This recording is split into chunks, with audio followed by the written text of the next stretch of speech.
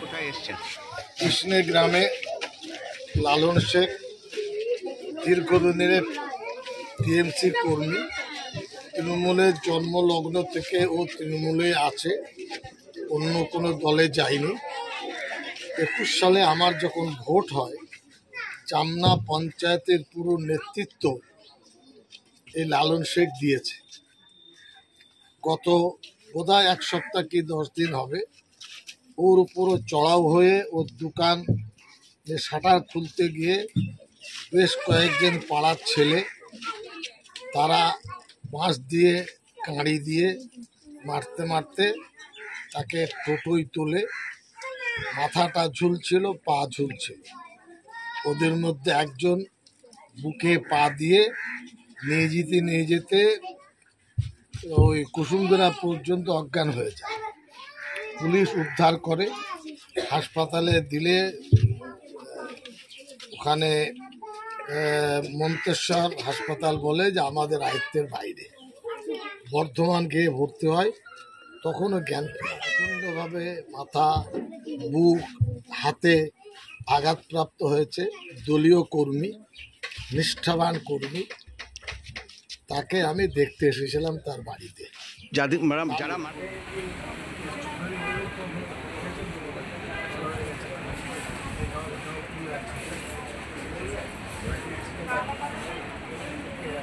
প্রতিটি গ্রামে, প্রতিটি এলাকায় তিনি ঘুরবেন, কোনো বাধা প্রাপ্ত হবে না।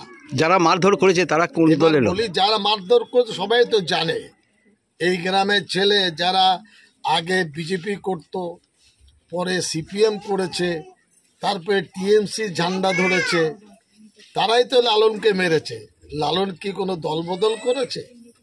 লালন তো বলেছে আমার অপরাধ কি, আমাকে মারছো কেন, তোমরা তো গ্রামের ছেলে, তোকে মারছে কেন পরে বুঝবে। মাথা ঝুলছে, পা ঝুলছে, বুকের উপরে হাঁটু দিয়ে চেপে, এই বর্বরতা এটা দলের আশকারা না থাকলে সম্ভব হয় না। তারা শাস্তি পেয়েছে, আরও পাবে। আমি দুঃখিত, গ্রামে অনেকে অসুস্থ, অনেকে ছিলেন না, তাদের নামেও মিথ্যা ফৌজদারি কেস হয়েছে। এটা প্যারালালভাবে কেস তৈরি করা হয়েছে, এটা ঠিক নয়। আমরা চেষ্টা করব অপরাধীরা শাস্তি পায়, কোনো ঘটনা না ঘটে। গ্রামে যারা বাস করছেন শান্তিতে বাস করুন। শান্তি প্রতিষ্ঠিত করার দায়িত্ব সকলের। আইনের ঊর্ধ্বে কেউ নয়। আইনের হাত খুব লম্বা, সে আজকেও লম্বা, কালকেও লম্বা, পরশুও লম্বা। কেউ যদি মনে করেন আইনটাকে পকেটে ভরে নেব, লেখাপড়ার তার অভাব আছে। হয় লেখাপড়া নেই, অথবা লেখাপড়ার অভাব আছে। গ্রামের মানুষকে